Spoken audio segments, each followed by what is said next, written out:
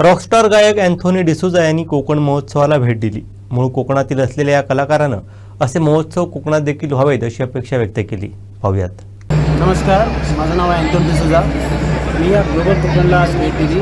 फारच चांगलं वाटतं। इकडे जे लोक आहेत आपले कोकणचे, खूप लोक इकडे खूप एन्जॉय करतात, मजा घेतात। तुम्ही पाहत असाल आपलं हे कोकणचा चॅनल, खरं तर मी आहे शिवड्याचा, आणि आपलं हे जे चॅनल आहे सावंतवाडीचं कोकणचा चॅनल, ते खूप भरपूर व्हायरल आहे। सध्या कोकणमध्ये सध्या नंबर 1 चॅनल आहे आणि मला याचा अभिमान आहे, कारण त्या चॅनलचं मी एक गाणं पण केलं होतं। आणि सांगायचं गेलं तर माझं सध्या एक गाणं यो यो गोवा हे खूप व्हायरल होत आहे। आता तेच गाणं मी पुन्हा घेऊन येत आहे, यो यो कोकण गोवा।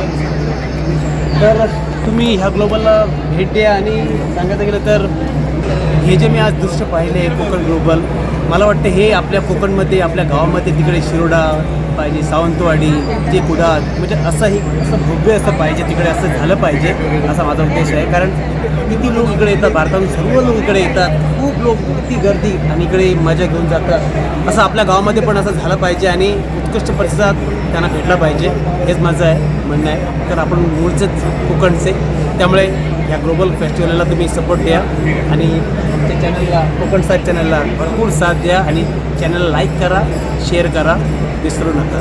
Number 1 channel.